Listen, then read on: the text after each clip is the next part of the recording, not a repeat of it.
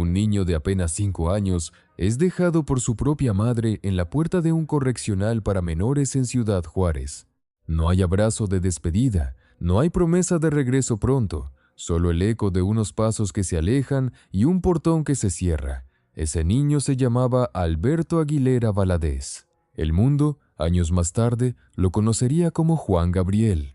Pero antes de los escenarios llenos, antes de las canciones que millones cantarían en cada fiesta, en cada boda, en cada despecho, hubo 7 años de soledad absoluta dentro de esas paredes. Y lo que pocos saben es que esa misma herida, la del abandono, terminó convirtiéndose, décadas después, en el motor de una de las historias de generosidad más silenciosas y menos contadas del espectáculo mexicano. Porque el mismo lugar que lo vio sufrir fue, en cierta forma, el que lo empujó a construir un hogar para cientos de niños que vivían exactamente lo que él había vivido. Hoy te vamos a contar cómo el dolor de un niño abandonado se transformó en el sustento de toda una generación de huérfanos en Ciudad Juárez, y por qué esa historia terminó de una manera que muy pocos esperaban. Quédate hasta el final, porque ahí está la parte que casi nadie conoce, la que explica por qué ese lugar, después de darle techo y comida a cientos de niños durante casi 30 años, terminó como terminó. Vamos a empezar por el principio, porque para entender por qué Juan Gabriel hizo lo que hizo, primero hay que entender lo que él mismo sufrió cuando era solo un niño indefenso. Alberto Aguilera Valadez nació el 7 de enero de 1950 en un pueblito llamado Parácuaro, en el estado de Michoacán. Fue el menor de 10 hermanos, el último de una familia que ya cargaba con más problemas de los que podía sostener. Su padre, Gabriel Aguilera, sufría de esquizofrenia, una enfermedad que en esa época casi nadie entendía y que muy pocos sabían cómo tratar.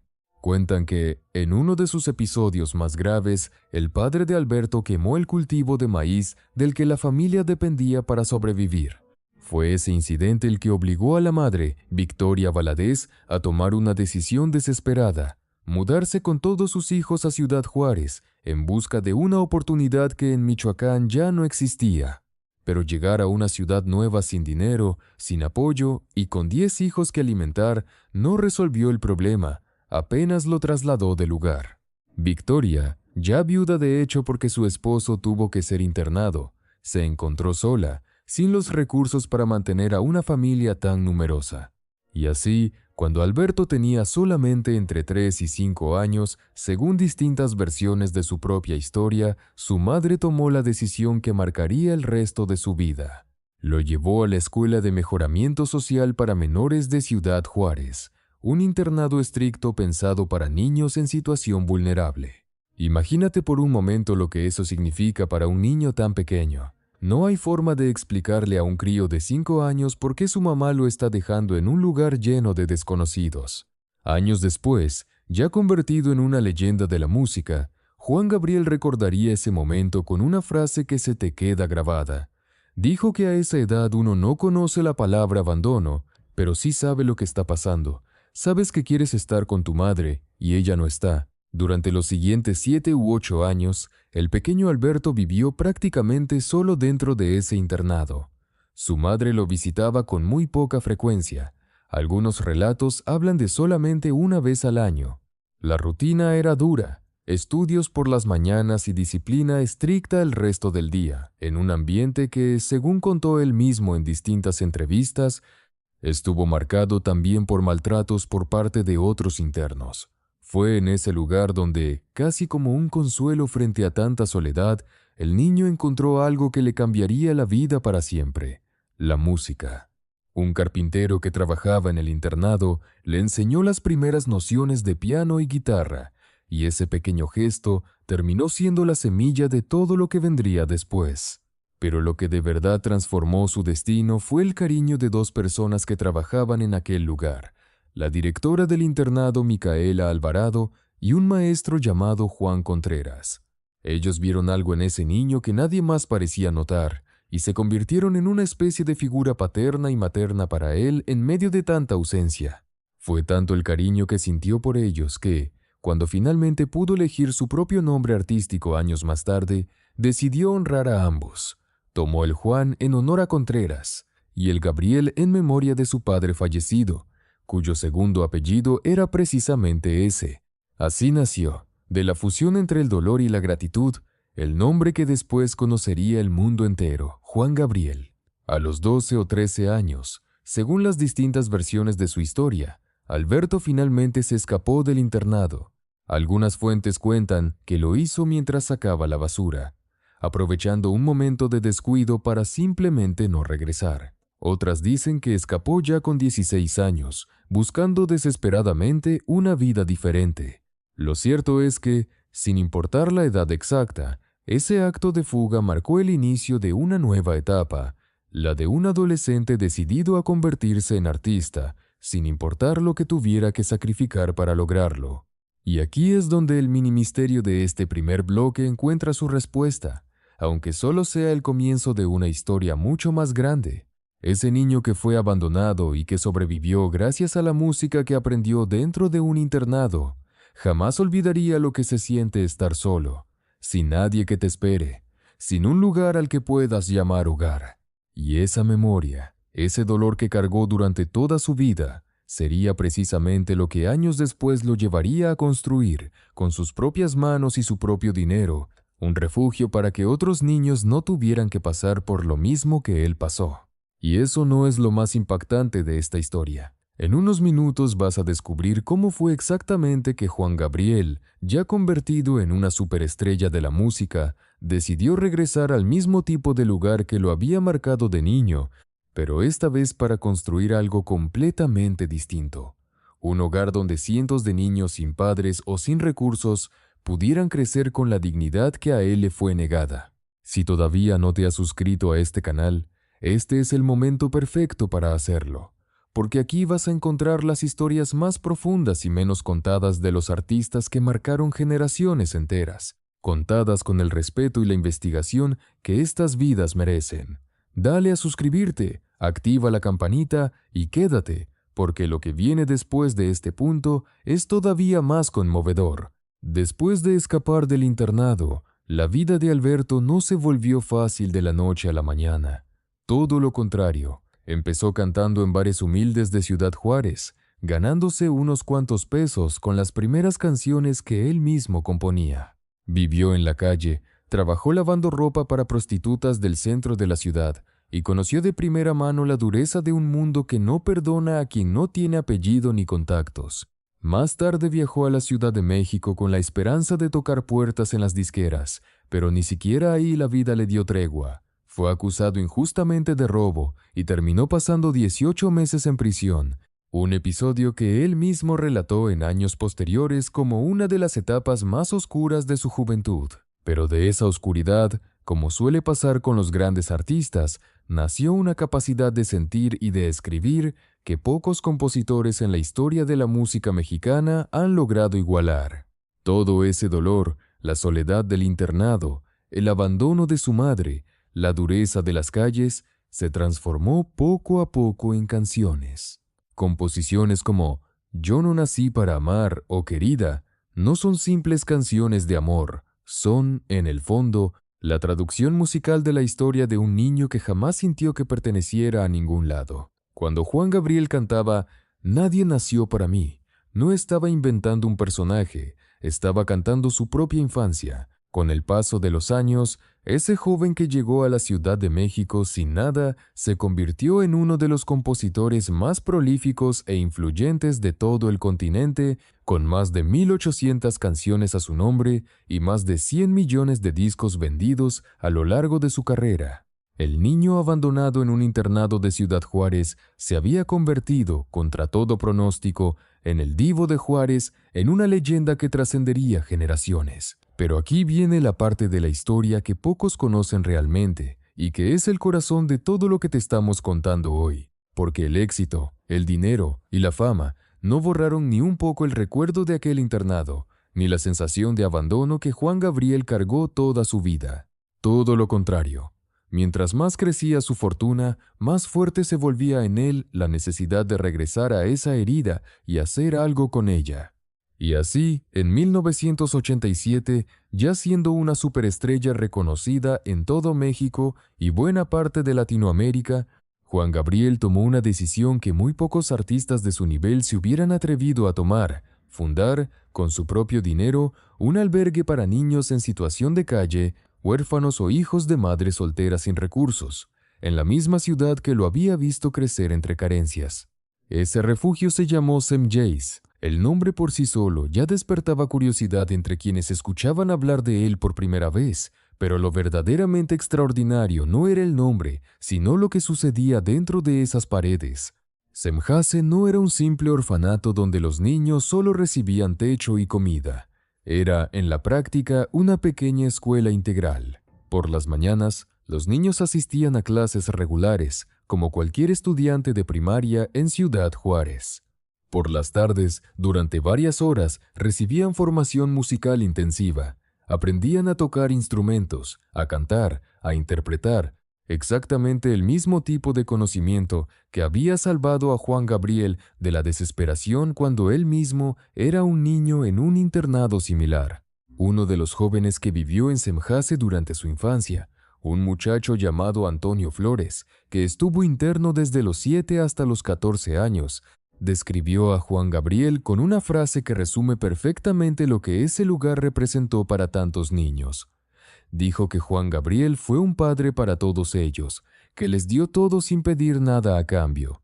Otro joven que también pasó por ahí, Víctor Eduardo Sandoval, quien más tarde se convertiría en estudiante de Derecho, aseguró que todo lo que aprendió a ser como persona lo aprendió dentro de ese albergue y que ahí nunca sufrió, que vivió, en sus propias palabras, como un príncipe. Piensa en la magnitud de ese contraste por un segundo. El mismo tipo de institución que había sido para Juan Gabriel un lugar de soledad y sufrimiento, se convirtió, gracias a él, en un espacio donde otros niños en su misma situación pudieron sentirse queridos, cuidados y valorados. No era casualidad ni un capricho de artista millonario. Era, literalmente, la manera en la que Juan Gabriel decidió sanar su propia infancia, dándole a otros lo que a él nunca le dieron. Pero eso no es todo lo que hizo. Semjase fue solamente una parte de un compromiso mucho más amplio que Juan Gabriel mantuvo en silencio, casi sin buscar reconocimiento público, durante décadas. También destinó apoyo económico constante a estudiantes universitarios de Ciudad Juárez que no tenían los recursos para continuar sus estudios, colaboró con distintas organizaciones dedicadas a la defensa de los derechos humanos en la frontera, y con frecuencia ofrecía conciertos completamente gratuitos para la comunidad, sin cobrar un solo peso, en una época en la que ya podía llenar los estadios más grandes del país cobrando lo que quisiera. Hay una anécdota en particular que refleja perfectamente la magnitud de la confianza que Juan Gabriel depositaba en esos niños. Cuando se preparaba para uno de los conciertos más importantes de su carrera, su primera presentación en el Palacio de Bellas Artes, el recinto cultural más prestigioso de todo México, decidió llevar consigo a un grupo de los niños de Semjase para que tocaran junto a él como banda de viento. En ese momento, esa decisión resultó controvertida para muchos, porque exponer a niños de un albergue en un escenario de tal magnitud representaba un riesgo enorme para la producción del show. Pero Juan Gabriel confiaba plenamente en la formación musical que ellos habían recibido, y esa confianza, según quienes estuvieron presentes, se tradujo en un momento genuinamente emotivo dentro del concierto. Todavía no te he contado la parte más difícil de esta historia, porque, como suele pasar con muchos de los proyectos filantrópicos más nobles, el final de Semjase no fue el que todos hubieran deseado. Y ese desenlace nos obliga a hacer una pausa antes de contarte lo que pasó al final. Durante casi 30 años, el albergue Semjase funcionó de manera continua, sosteniéndose casi por completo con el dinero que Juan Gabriel destinaba mensualmente para su operación. Según distintos reportes, la cifra que él aportaba rondaba los $25,000 al mes, una cantidad considerable que cubría alimentación, educación, formación musical y el mantenimiento del inmueble para los cerca de 25 niños que en promedio vivían ahí en cada momento. Durante esos 28 años, cientos, quizás miles de niños pasaron por Semjase, recibieron una educación, una formación musical y, sobre todo, algo que muchos de ellos jamás habían tenido: la sensación de pertenecer a un lugar y de ser cuidados por alguien que genuinamente se preocupaba por su futuro. Pero en el año 2015, algo empezó a fallar. De acuerdo con varios reportes periodísticos de la época, empezaron a surgir irregularidades en el manejo administrativo del albergue. Se hablaba de un mal uso de los recursos económicos que Juan Gabriel destinaba mensualmente, situación que, al parecer, lo llevó a tomar la difícil decisión de retirar su respaldo financiero al lugar. Sin ese apoyo, Semjase se quedó sin los medios necesarios para seguir operando con normalidad. La institución acumuló deudas importantes, entre ellas una considerable por el servicio de agua, y finalmente, sin mayor explicación pública, cerró sus puertas ese mismo año. El cierre obligó a trasladar a los aproximadamente 25 niños que en ese momento vivían ahí. Algunos fueron enviados a otros refugios de la región, mientras que la mayoría regresó con algún familiar cercano, cuando lo tenían disponible. Para muchos de ellos, ese fue el fin abrupto de la única formación artística y educativa integral que habían conocido en su vida.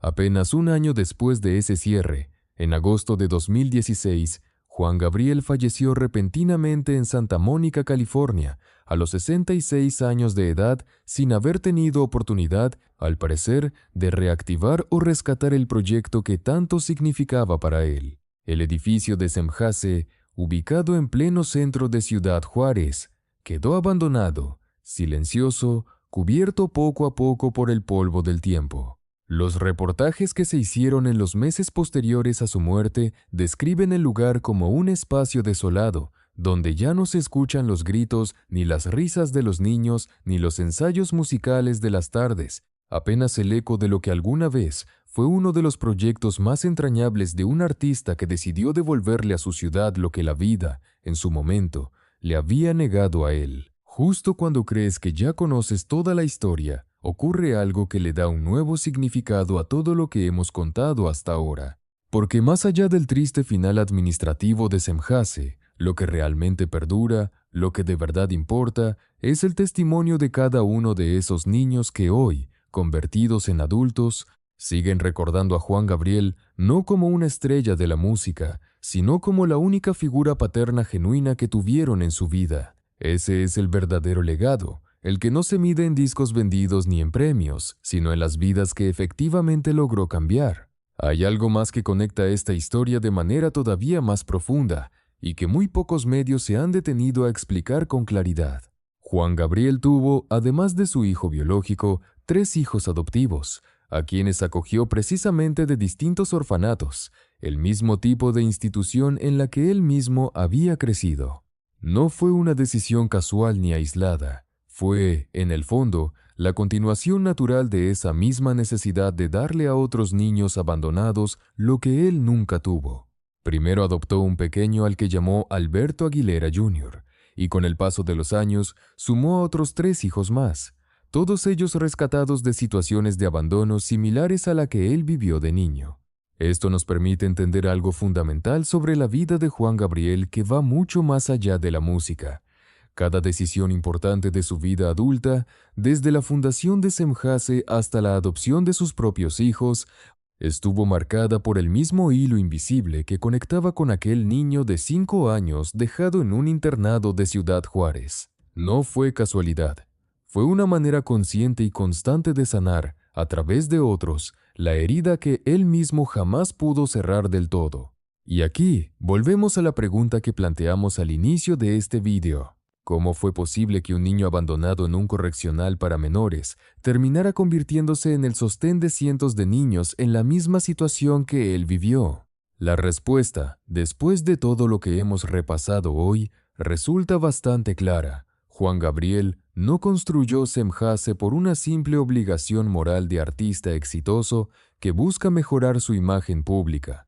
Lo construyó porque en cada uno de esos niños se veía reflejado a sí mismo, al pequeño Alberto que un día fue dejado solo, sin explicación, sin promesas, sin nadie que lo esperara al final del día. Cada peso que destinó a ese albergue, cada hora que dedicó a enseñarles música a esos niños, cada concierto gratuito que ofreció a su comunidad, Fue en el fondo una manera de decirle a ese niño que fue el mismo décadas atrás, que ya no estaba solo, que finalmente había encontrado la forma de convertir tanto dolor en algo bueno para otros.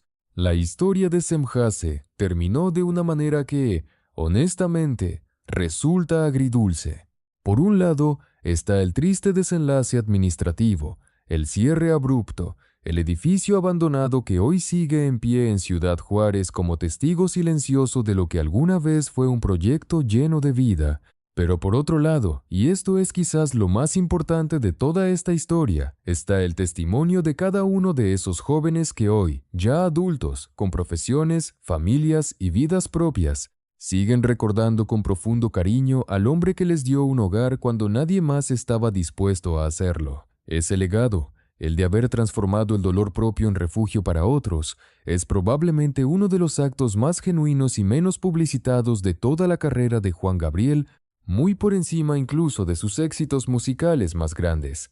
Si esta historia te ha dejado pensando en lo distinto que puede ser el rostro privado de un artista comparado con la imagen que todos conocemos desde los escenarios, imagina todas las historias que todavía tenemos preparadas para ti en este canal. Aquí nos dedicamos precisamente a eso, a mostrarte el lado humano, profundo y muchas veces desconocido de los artistas que marcaron nuestra vida con su música. Historias verificadas, contadas con respeto y con la investigación que estas vidas merecen. Si llegaste hasta aquí, es porque de verdad te importan estas historias, así que no dejes pasar la oportunidad de suscribirte a este canal. Cada nuevo video es una oportunidad de conocer una faceta distinta de las figuras que crecieron con nosotros. Suscríbete, activa la campanita y no te pierdas la próxima historia que tenemos preparada para ti.